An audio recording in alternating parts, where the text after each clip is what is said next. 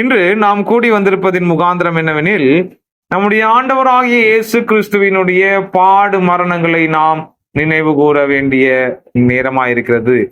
ஆனால் நாம் ஒவ்வொரு நாளும் அதை நினைவு கூறுகிறோம். ஒவ்வொரு நாளும் ஆண்டவராகிய இயேசு கிறிஸ்துவினுடைய பாடு மரணங்களை நாம் நினைவு கூறுகிறவர்களாக இருக்க வேண்டும்.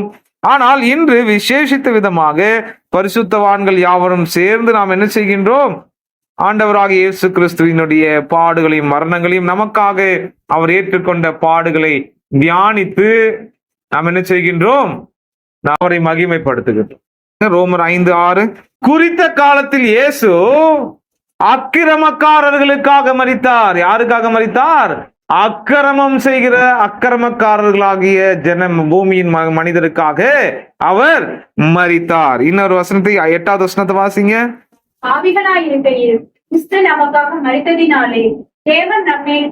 இப்போ அடுத்தது, நாம் பாவிகளாய் இருக்கையிலே நாம் பலனற்றவர்களாய் இருந்த போது 6வது வசனம் என்ன சொல்லுகிறது? while we were still weak. வாசிங்க 6வது வசனம். நாம் பலனற்றவர்களாய் இருந்த போது, முதலாவது நாம் பலனற்றவர்களாய் இருந்த போது, 8வது வசனம் சொல்லுகிறது நாம் பாவிகளாய் இருந்த போது. பின்பு 10வது வசனம் வாசிக்கலாம். இப்போ சத்துருக்களாய் இருந்த போது, எப்படி எல்லாம் பாருங்க. முதலாவது பலனற்றவர்களா இருந்த போது, அப்புறம் பாவிகளா இருந்த போது, சத்துருக்களா இருந்த போது. 2வது அதிகாரம் எபேசியர் 2:1-2 வாசிக்கலாம். அக்கிரமங்களினாலும் பாவங்களினாலும் மரித்தவர்களாய் இருந்த உங்களை உயிர்ப்பித்தார். மரித்தவர்களாய் இருந்த போது. இப்ப பாருங்க, யாருக்கெல்லாம் மரிச்சிருக்கிறார்? இயேசு கிறிஸ்து. எப்படியாக இயேசு கிறிஸ்து இந்த நாளிலே எப்படி இருந்தார் என்பதை இன்று உலகம் எங்கிலும் தியானிக்கிறார்கள் இல்லையா? இயேசு எப்படி இருந்தார்? அவர் முள்முடி சூட்டி இருந்தார். இயேசுவிற்கு ரத்தம் வடிந்து கொண்டிருந்தது. இயேசுவுக்கு ரத்தம், அதாவது அவருடைய விழாவிலே குத்தின போது ரத்தம் பீரிட்டு வந்தது. இயேசு பலனற்றவராய் இருந்தார். இயேசு அதாவது அக்கிரமங்களை சுமந்து அவர் என்ன செய்கின்றார்? பலனற்றவராக, வீக்காக, பலன் இல்லாமல், பார்ப்பதற்கு அழகும் இல்லாமல், சௌந்தரியம் இல்லாமல் அப்படி இருந்தார், இப்படி இருந்தார், இப்படி இருந்தார். இன்று நாம் என்ன தியானிக்க போறோம் தெரியுங்களா? நாம் எப்படி இருந்தோம்? இந்த நாளிலே இயேசு கிறிஸ்து மரித்த போது, இயேசு கிறிஸ்து யாருக்காக மரித்தார்? நாம் எப்படி இருந்தோம்? நாம் பலனற்றவர்களா இருந்தோம், நாம் பாவிகளா இருந்தோம், நாம் சத்துருக்களா இருந்தோம், நாம் செத்து போனவங்களா இருந்தோம். அப்படின்னா என்ன? Good Friday for bad people இல்லையா? புனித வெள்ளி அசுத்த மனிதர்களுக்காக. அதனால அது புனித வெள்ளி. ஏன் அது புனித வெள்ளி? புனித வெள்ளி யாருக்கு? புனிதமற்ற ஜனங்களுக்காக, புனிதமற்ற மக்களுக்காக. அதான் பார்க்கின்றோம். மறுபடியும் 6வது வசனத்தை வாசிக்கலாம் பாருங்க. நாம் பலனற்றவர்களாய் இருந்தபோது, while we were still weak, at the right time Christ died for the ungodly. வாசிக்கலாம் 5வது அதிகாரம் 6வது வசனம். அன்றையும் நாம் பலனற்றவர்களாய் இருக்கும்போது குறித்த காலத்தில் கிறிஸ்து அக்கிரமக்காரருக்காக மரித்தார். நாம் பலன் அற்றவர்களாய் இருந்த போது, பலன் குறைந்தவர்களாக அல்ல, பலன் குறைஞ்சவங்களா இல்ல கொஞ்சம் அப்படியே வீக்கா, அதாவது எப்படி, எந்த மாதிரி வீக்னா அப்படியே கொஞ்சம் சோர்வா இருந்த, லிட்டில் டயர்டா அப்படி இருந்த போதெல்லாம் கிடையாது. கொஞ்சம் சோர்வா இருக்கு அப்படியே இல்ல. பலனே இல்லாதவர்களாய் இருந்த, பலன் அற்றவர்களாய் இருந்த போது, பலனற்ற உங்களுக்கு நம்ம அநேக வேலையில இப்ப இந்த புனித வழி வந்து விட்டால் இயேசுவை பலனற்றவர்களா பாக்குறது. பலன் இல்லையா? நம்மள பலனற்றவர்களா பார்க்கணும். நாம we were still weak. நாம் எப்படியா இருந்தோம்? நாம் பலனற்றவர்களா இருந்த போது கிறிஸ்து நமக்காக குறித்த காலத்தில் அக்கிரமக்காரர்களுக்காக மரித்தார். எப்படி பேதுருவும் யோவானும் அந்த தேவாலயத்துக்கு சென்று தேவாலயத்தின் வாசலிலே ஒரு பிச்சை கேட்டுக் கொண்டிருக்கின்றான். அந்த வசனத்தை நாம் அப்போஸ்தலர் நடபடிகள் 3வது அதிகாரத்திலே பார்க்கும்போது இந்த சம்பவத்தை குறித்து நமக்கு எல்லாருக்கும் தெரியும். அவனை பிச்சை கேட்கும்படி கொண்டு வந்து வைக்கின்றார்கள். எப்பொழுது அவனால் எந்த ஒரு பலனும் அவனுக்குள் இல்லை, அவன் பலனற்றவனாக இருக்கின்றான். அவனை கொண்டு வந்து வைக்கின்றார்கள். அவன் என்ன செய்கின்றான்? பேதுருவையும் யோவானையும் பார்த்து பிச்சை கேட்கின்றான். அப்பொழுது பொன்னும் வெள்ளியும் எங்களிடத்தில் இல்லை, நசரேயனாகிய இயேசு கிறிஸ்துவின் நாமத்தினாலே எழுந்து நட என்று சொன்ன போது அவன் குதித்து எழுந்து சந்தோஷமாய் ஆலயத்துக்குள்ளாக அவன் கடந்து செல்கிறான். அப்படிப்பட்ட ஒரு நிலையில தான் யார் இருந்தோம் நம்மலாம்? இயேசு மரிப்பதற்கு முன்பு யாருக்காக மரித்தார் தெரியுங்களா? பலனற்றவர்களுக்காக, பலவீனருக்காக. அதனால்தான் இயேசு லூக்கா எழுதின சுவிசேஷம் 5:31-32 சொல்றாரு, நான் நீதிமான்களை அல்ல பாவிகளையே மனம் திரும்புதலுக்கு என்று அழைக்க வந்திருக்கின்றேன். இல்லையா? மனம் திரும்புதலுக்கு என்று யாரை இயேசு அழைக்கின்றார்? நீதிமான்களை அல்ல, பலவீனரை. ஆகவே இந்த வேளையிலே தேவனுடைய பிள்ளைகளை இயேசு கிறிஸ்துவை பலவீனராக பார்க்க வேண்டிய கட்டாயத்தில் நாம் இல்லை. அது நமக்கு தேவையில்லை. இயேசு கிறிஸ்து பலவீனராக நாம் பார்த்து என்ன கண்டோம்? இங்கே நாம் பலவீனர்களாக இருந்த போது இயேசு நமக்காக மரித்தார். we were weak, நாம sick, நாம நோயிட்டவர்களாக இருந்தோம், பலவீனர்களாக இருந்தோம், பலனற்றவர்களாக இருந்தோம். பலன் இல்லாத அந்த தேவாலயத்துக்கு வெளியே கொண்டு போகப்பட்ட அந்த பிச்சை எடுக்கின்ற மனிதனை போல பிச்சைக்கார நிலைமையில் இருந்தோம்னா, அதனாலதான் இயேசு சொல்றாரு, எனக்காக அழாதீங்க, உங்களுக்காக அழுங்க. யாருக்காக அழுங்க? உங்களுக்காகவும் உங்கள் பிள்ளைகளுக்காகவும் அழுங்கள். அவர் சிலுவையை சுமந்து போகும்போதும் அவர் ராஜா என்று பார்த்தோம் போன வாரத்தில், இல்லையா? ராஜா, அவர் ராஜா. சிலுவையில் தொங்கிக் கொண்டிருக்கும் போது அவன் சொல்லுகிறார், ராஜ்யத்தில் என்னை நினைத்தவர்களும் ஆண்டவரே அப்படிங்கிறான். அப்படின்னு அங்க யாருக்குதான் ராஜ்யம்? ராஜாவுக்கு தான் ராஜ்யம். இப்போ இந்த புனித வெள்ளியில் புனிதமற்ற ஜனங்களாகிய நாம் நம்முடைய பலவீன நிலையை தான் யோசித்து பார்க்க வேண்டும். இரண்டாவது, நாம் எப்படி இருந்தோம் பாருங்க. 8வது வசனத்திலே, கிறிஸ்து நமக்காக மரித்ததினாலே தேவன் நம்மேல் வைத்த தமது அன்பை விளங்க பண்ணுகிறார். நாம் பாவிகளாயிருந்தோம். எப்படி இருந்தோம்? முதலாவது பலவீனரா இருந்தோம். இரண்டாவது, நாம் பாவிகளாய் இருக்கும் போது கிறிஸ்து நமக்காக மரித்தார். எப்படிப்பட்ட பாவிகள் தெரியுமா? சாதாரண பாவிகள் அல்ல. எரேமியா 17:9 வாசிங்க. எரேமியா 17:9. அவற்றை பார்க்கிறோம், இருதயமே திருக்குள்ளதும் மகா கேடுள்ளதுமாய் the heart is deceitful about all things and desperately sick. எல்லாவற்றை காட்டிலும் நம்முடைய இருதயம் மகா கேடுள்ளது. கேடுள்ளவங்களா இருந்த போது இயேசு நமக்காக மரித்தார். நீதிமானுக்காக ஒருவன் மரிக்கிறது அது நடக்குமானால் பாவிகளுக்காக ஒருவர் இங்கே மரிக்கின்றார். நாம் எப்படிப்பட்ட பாவிகள் தெரியுங்களா? அதாவது 1 கொரிந்தியர் 6வது அதிகாரம் 9-10 வசனங்களை வாசிக்கலாம். நம்ம எப்படி இருக்கிறோம்? இப்போ தேவனுடைய ராஜ்யத்திலே சுதந்திரிப்பதில் யாரெல்லாம் பாவிகள்? எப்படிப்பட்ட பாவிகளாக இருக்கிறோம்? இந்த பூமியின் மாந்தர், அநியாயக்காரர் தேவனுடைய ராஜ்யத்தை சுதந்திரிப்பதில்லை என்று அறியீர்களா? வஞ்சிக்கப்படாதிருங்கள். வேசி மார்க்கத்தாரும், விக்கிரக ஆராதனைக்காரரும், விபச்சாரக்காரரும், சுய புணர்ச்சிக்காரரும், ஆண் புணர்ச்சிக்காரரும், திருடரும், பொருளாசைக்காரரும், வெறியரும், உதாசீனரும், கொள்ளைக்காரரும் தேவனுடைய ராஜ்யத்தை சுதந்திரிப்பதில்லை. உங்களில் சிலர் இப்படிப்பட்டவர்களாய் இருந்தீர்கள். ஆயினும் கர்த்தராகிய இயேசுவின் நாமத்தினாலே நமது தேவனுடைய ஆவியினால் கழுவப்பட்டீர்கள், பரிசுத்தமாக்கப்பட்டீர்கள், நீதிமான்களாக்கப்பட்டீர்கள். தேவனுடைய பிள்ளைகளே, நீங்கள் பரிசுத்தமாக்கப்பட்டிருக்கிறீர்கள், நீதிமான்களாக்கப்பட்டிருக்கிறீர்கள், கழுவப்பட்டிருக்கிறீர்கள். ஆனால் இவைகள் எல்லாம் நடப்பதற்கு முன்பதாக நாம் எப்படியா இருந்தோம்? நாம் கொள்ளைக்காரராக, தீயரும், கொடியரும், பகைஞரும், வேசிக்கல்லரும், மகா கொடிய பாவிகளுமாய் இருந்த போது இயேசு நமக்காக மரித்தார். பாவிகளாய் இருந்தோம். முதலாவது பலவீனராய் இருந்தவர்களுக்காக. ஆகவே Good Friday is for bad people. நல்ல வெள்ளி, புனித வெள்ளி அசுத்தமான மனிதர்களுக்காக, புனிதமற்ற மக்களுக்காக. அதைத்தான் நம்ம பார்க்கிறோம். அடுத்தது மூன்றாவது, while you were hostile. அதாவது வாசிக்கலாம், ரோமருக்கு எழுதின நிருபம் 5வது அதிகாரம் 10வது வசனத்தை வாசிக்கலாம்.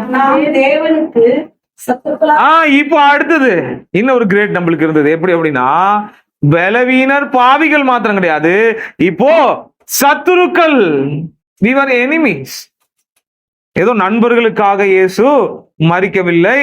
அவர் யாருக்காக மரிக்கிறார்? சத்துருக்களுக்காக. இப்போ நம்ம புனித வழியில் என்னத்தை தியானிப்போம்? இயேசு நமக்காக பாடுபட்டார். இப்போ நம்மளுக்கு சத்துருலாம் யாரு? பிலாத்து, அப்புறம் ஏரோது, யூதர்கள், இவர்கள் எல்லாம் பகையினர்களாக நம்ம பார்ப்போம் பைபிள் படிக்கும். அதனாலதான் படிக்க வச்சேன் நான். அந்த 18-19 அதிகாரம் படிக்கும் போது அதுல எத்தனை பகையினர் இருக்காங்க நம்மளுக்கு. அவங்க எல்லாம் சத்துருக்கள் இல்ல, நாமும் சத்துருக்களா இருந்தோம். தேவனுக்கு சத்துருக்களாய் இருந்தோம். அவர் நமக்காக மரிக்கும் போது அவர் நாம் எப்படியா இருக்கின்றோம்? நாம் தேவனுடைய சத்துருக்களாய் இருக்கின்றோம். தேவனுடைய நியாயப்பிரமாணத்தை மீறினவர்களாய் இருக்கின்றோம். அவருக்கு விரோதமாக பாவம் செய்தவர்களாய் இருக்கின்றோம். இப்போ தாவீது ஒரு பாவத்தை செய்கின்றார். என்ன பாவத்தை செய்கின்றார்? தாவீது மகா பெரிய பாவத்தை என்ன செய்றார் அப்படின்னா, பத்சேபாளின் இடத்திலே அவர் வேசித்தனம் செய்து அது மாத்திரம் செய்யாம அப்புறம் என்ன பண்றார்? அவளுடைய கணவனை கொலை செய்து போடுகின்றான். இப்போ நியாயமா யாருக்கு விரோதமா அவர் பகைஞரா இருக்கிறார்? யாருக்கு விரோதமா தவறு செய்திருக்கிறார்? பத்சேபாளுக்கு விரோதமாய் தவறு செய்திருக்கின்றார். இப்பொழுது யாரு? உரியாவுக்கு விரோதமாக தவறு செய்திருக்கின்றார். ஆனால் இதை நாத்தான் தீர்க்கதரிசி அங்கே தாவீதின் இடத்துல சொன்ன போது, நாத்தான் ஒரு தீர்க்கதரிசி தாவீதின் இடத்துல நீதான் அந்த மனிதன் என்று அங்கே சொல்லும் போது, அதை சுட்டி காட்டும் போது சங்கீதம் 51 எழுதுறாரு. சங்கீதம் 51 எழுதும் போது அவர் எப்படி எழுதுறாரு பாருங்க. தேவனே, உமக்கு விரோதமாய் நான் பாவம் செய்தேன். உமக்கு விரோதமாய் நான் பாவம் செய்தேன். நீங்க பாருங்க, சங்கீதம் 51 3 4 வாசிங்களா? என் மீறுதல்களை நான் அறிந்திருக்கிறேன், என் பாவம் எப்பொழுதும் எனக்கு என் மீறுதல்களை நான் அறிந்திருக்கிறேன், என் பாவம் எப்பொழுதும் எனக்கு முன்பாக நிற்கிறது. தேவரீர் ஒருவருக்கு விரோதமாக நான் பாவம் செய்து. இப்ப யாருக்குதான்? நம்ம தேவன் ஒருவருக்கே விரோதமாக நான் பாவம் செய்து. அப்படின்னா யாருக்கு விரோதமா தான் சத்துரு? இப்போ நம்ம செய்யற எல்லா பாவங்களும் நம்ம செய்யறோம் பாருங்க. நம்ம பொய் சொன்னா நம்ம யாருக்கு விரோதமா சத்துரு? தேவனுக்கு விரோதமான சத்துரு. அப்போ ஒவ்வொரு நாளும் நம்ம செய்யற ஒவ்வொரு பாவத்துக்கும் யாருக்கு எதிராகத்தான் செய்து கொண்டிருக்கின்றோம்? தேவனுக்கு எதிராகத்தான் செய்து கொண்டு. ஒருத்தனை கொலை செய்தாலும் அல்டிமேட்டா அது யாருக்கு விரோதமான கொலை தெரியுங்களா? யாருக்கு விரோதமான பகை? யாருக்கு பகையாளி? தேவனுக்கு விரோதமாய். ஆகவே ஒவ்வொரு நாளும் நாம் செய்கின்ற பாவத்துக்கு எல்லாம் கூட்டி வச்சு பார்த்தோம் நம்ம எவ்வளவு சத்துருக்கள். நாம் சத்துருக்களிலும் சத்துருக்களா இருக்கின்றோம். நாம் ஏனென்றால் பரிசுத்தமற்ற ஒன்றும் தேவனிடத்திலே சேருவதில்லை. நாம் தேவனுக்கு சத்துருக்களா இருக்கின்றோம். கொலோசியர் 1 அதிகாரம் 21 வசனம் வாசிக்கலாம். கொலோசியர் 1:21. முன்னே அந்நியராயும் துர்க்கிரியைகளினால் மனதிலே சத்துருக்களாயும் இருந்த உங்களையும். முன்னே அந்நியராயும் எதனாலே சத்துருக்களாய் இருக்கிறோம்? துர்க்கிரியைகளினாலே சத்துருக்களாய் இருந்த. இல்லையா? வாசிங்க. பரிசுத்தராகவும் குற்றமற்றவர்களாகவும் கண்டிக்கப்படாதவர்களாகவும் தமக்கு முன் நிறுத்தும்படியாக அவருடைய இங்க பாருங்க, இப்பொழுது ஒப்புரவாக்கினார். துர்க்கிரியைகளினாலே சத்துருக்களாய் இருந்த நம்மை பரிசுத்தவான்களாகவும் அவருக்கு முன்பதாக நிறுத்தும்படிக்கு இயேசு கிறிஸ்து கல்வாரி சிலுவையிலே மரித்தார். இந்த வேளையிலே நம்மை நாம் தியானித்து பார்க்க வேண்டும். சிலுவை தியானம் உண்டு. இப்ப நம்ம தியானித்து பார்த்தா எப்படி இருக்குது? ஃபர்ஸ்ட் குவாலிஃபிகேஷன் என்னங்க? பலன் அற்று போய் கிடக்கு. செகண்ட் குவாலிஃபிகேஷன் பாவிகள். மூன்றாவது, இந்த பாவத்தை நித்தம் நித்தம் நித்தம் நித்தம் செய்து சத்துருக்களாக, தேவனை விட்டு தூரமாக்கப்பட்ட ஏலியனேட்டட் சத்துருக்களாக நாம் மாறி இருக்கின்றோம். We were enemies of God. அது சாதாரண விஷயம் கிடையாதுங்க. எனிமீஸ் ஆஃப் காட் அப்படிங்கிறது நம்ம பக்கத்து வீட்டுக்காரனுக்கோ எதிர் வீட்டுக்காரனுக்கு விரோதமா நம்ம சண்டை போட்டாலே நம்ம அப்படியே எப்படி இருக்கிறோம்? அது பெரிய விஷயமா நினைச்சிட்டு இருக்கிறோம். இல்ல, நித்தம் நாம் யாருங்க? தேவனுக்கு எதிராக செயல்படுகிறவர்கள், தேவனுக்கு எதிராக செயல்படுகிறவர்கள், தேவனுக்கு கீழ்ப்படியாதவர்கள், வணங்காதவர்கள், கொள்ளைக்காரர்கள், சத்துருக்கள். இப்படிப்பட்டவர்களுக்காக என்ன செய்யப்படுகிறது? இயேசு கிறிஸ்து மரித்தார். Good Friday is for bad people. புனித வெள்ளி அசுத்தமும் கொடுமையும் நிறைந்த மக்களுக்காக. அடுத்ததாக நாம் இன்னொரு காரியம், நம்ம எப்படி இருந்தோம் பாருங்க. இப்படி எல்லாம் இருக்கிறோம். எபேசியர்ல பவுல் சொல்லும்போது, நீங்க செத்து போய் கிடக்கும், செத்து போனவங்களுக்காக இயேசு மரித்தார். வாசிக்கலாம். எபேசியர் 2 அதிகாரம் 1-2 வசனங்கள். அக்கிரமங்களினாலும் பாவங்களினாலும் மரித்து போய் கிடந்தோம். இல்லையா? மரித்து போய் கிடந்தோம். we were dead. இப்போ இதுல எல்லாம் என்ன புரியுது அப்படின்னா, இயேசு நமக்காக மரித்த போது அந்த மரணத்துக்கு எந்த விதத்திலும் பாத்திரவான்களாக நம்ம இல்லை. அதான் தெரிஞ்சுக்கிறேன். இயேசு கிறிஸ்து நமக்காக மரிக்கும் போது என்ன ஆகுறது? அந்த மரணத்துக்கு எந்த விதத்திலும் நம்மளுக்கு ஏதாவது யோகிதை இருக்கா? இல்லையா? யோகியதை அற்றவர்களுக்காக இயேசு கிறிஸ்து கல்வாரி சிலுவையிலே அடிக்கப்பட்டார். இந்த வசனங்கள் அதைத்தான் நமக்கு தெரிவிக்கிறது. இன்னும் நாம் பார்க்கும்போது இதில் நாம் புரிந்து கொள்ளுகிறோம், நம்முடைய நிலை எவ்வளவு பெரியது என்பதை பாருங்கள். நம்முடைய நிலைமை எவ்வளவு கொடியது என்பதை பாருங்க. நிறைய பேர் இந்த உலகத்திலே தங்களை ரட்சிக்கிற அநேக காரியங்களை வைத்திருக்கின்றார்கள்.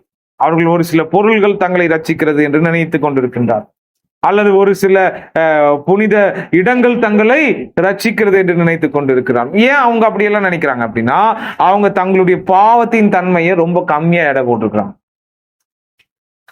அவங்க தங்களுடைய அக்கிரம நிலையை, பாவத்தன்மையை, பாவத்தின் எவ்வளவு பெரிய பாவிகள் என்பதை அவங்க உணராது இருக்கிறதுனால அவங்க சின்ன பிரச்சனை தான் இருக்குது, அதனால சின்ன ரெமெடி போதும்னு நினைக்கிறான்.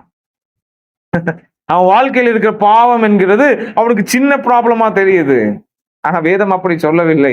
வேதத்திலே நாம் பார்க்கும்போது எதற்காக இயேசு மரித்தார் என்று பார்க்கும்போது பலவீனருக்காக, பாவிகளுக்காக, அப்புறம் நம்ம பார்க்கிறோம் சத்துருக்களுக்காக, மரித்தவர்களுக்காக. அப்போ இவர்களுக்காக எல்லாம் இயேசுவே மரிக்க வேண்டும் என்று சொன்னால் அந்த பிரச்சனை எவ்வளவு பெரிய பிரச்சனை நம்ம உணரணும். முதல்ல இந்த ப்ராப்ளம் எவ்வளவு பெரிய ப்ராப்ளம். நம்ம நினைச்சிட்டு வியாதிக்காக இயேசு மரிச்சா, ஐயோ அது ஒரு பிரச்சனையே கிடையாது, அது பெரிய பிரச்சனை கிடையாது. இங்க மிகப்பெரிய பிரச்சனையை டீல் பண்ணிட்டு இருக்கிறார் ஆண்டவர். என்ன மிகப்பெரிய பிரச்சனைனா, நாம பலவீனரும், மரித்தவர்களும், பாவிகளும், சத்துருக்களுமாயிருக்கிறோம். இதை விட பெரிய பிரச்சனை என்ன பிரச்சனை இருக்க வேண்டி இருக்குது நம்ம ஆண்டவருக்கு முன்பதாக, தேவனுக்கு முன்பதாக நாம் எப்படியா இருக்கிறோம்? அப்போ இந்த மனிதர்கள் தங்களை ரட்சிப்பதற்கு தங்களுடைய கிரியை பயன்படுத்துறான். ஒரு சில நீங்க நல்ல கிரியை செஞ்சா நீங்க ரட்சிக்கப்படுவீங்க அப்படின்னா, அவன் பாவத்தை தப்பா இட போட்டு வச்சிருக்கிறான். அவனுடைய நிலைமையை இது எப்படி இருக்குன்னா, ஒரு கேன்சருக்கு குரோசின் போடுங்க, மெட்டாசின் போடுங்க, இல்லாட்டி டோலோ 650 போட்டா சரியாயிரும் சொல்ற மாதிரி இல்லையா?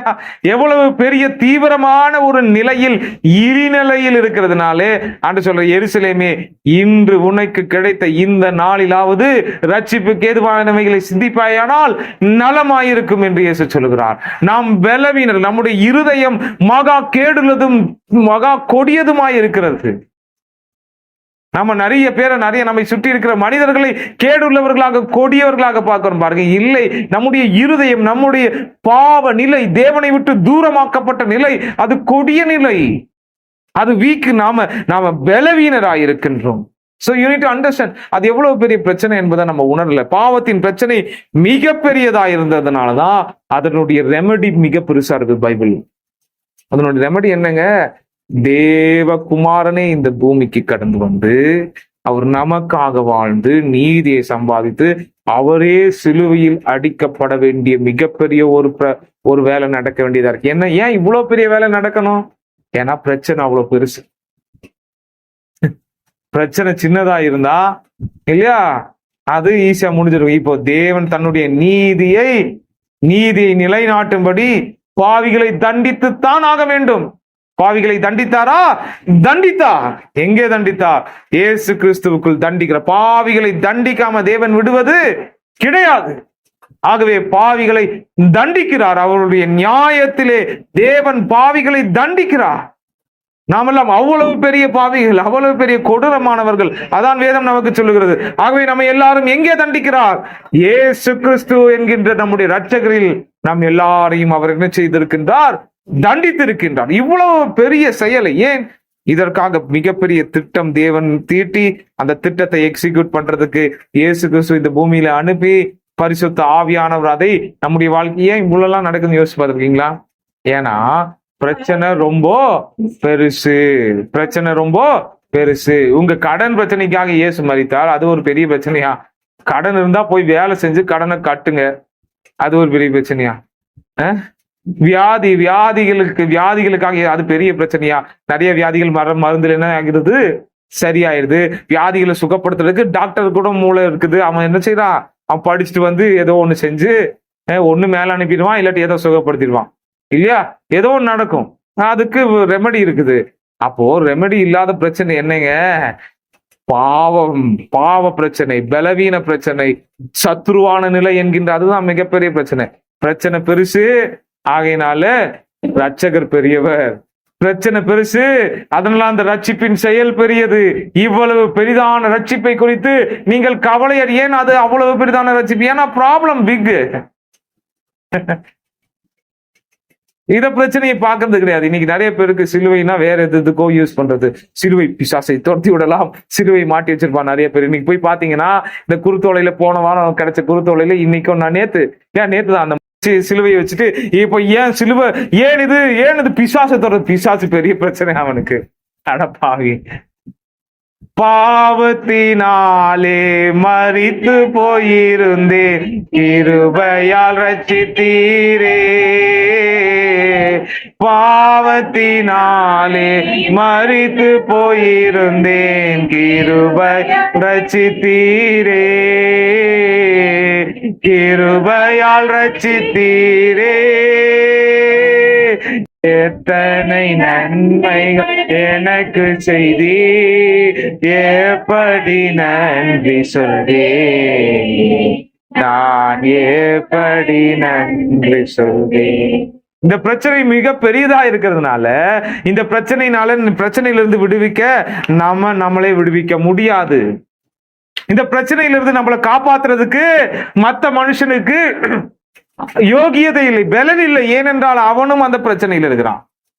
இன்னொருத்த நான் ரட்சிக்க முடியும் உன்னை என்று வேற ஏதாவது ஒரு காரியத்தை சொல்லி இந்த காரியம் உன்னை ரட்சிக்கிறதுன்னு சொன்னா, இது எப்படி இருக்குன்னா, 2 பேரு சாக்கடைக்குள்ள உட்கார்ந்துக்கிட்டு நான் உன்னை காப்பாத்துற, நீ என்ன காப்பாத்துன்னு சொல்ற மாதிரி இல்லையா? இது எப்படி இருக்குது? இல்லை, இந்த ரெமெடி எல்லாம் சாதாரணமான ரெமெடி வச்சு இதுல இருந்து தப்பிக்க முடியாது. பிரச்சனை ரொம்ப பெருசுன்னு நீங்க முதல்ல நான் பார்க்கணும். இது மிகப்பெரிய பிரச்சனையா இருக்கிறதுனால இதுக்கு மிகப்பெரியவருடைய செயல் தேவை. இது மிகப்பெரிய பிரச்சனையா இருக்கிறதுனால மிகப்பெரிய செயல் தேவை. இது மிகப்பெரிய பிரச்சனை, கெட்டு போன மாந்திரா இருக்கிறதுனால புனித வெள்ளி தேவை. பேட் பீப்புளா இருக்கிறதுனால குட் ஃப்ரைடே தேவை. இல்லைன்னா நம்ம ஒண்ணும் பண்ண முடியாது. அதனாலதான் இந்த நாளை நாம் நினைவு கூறுகிறோம். எதில் நினைவு கூறுகிறோம்?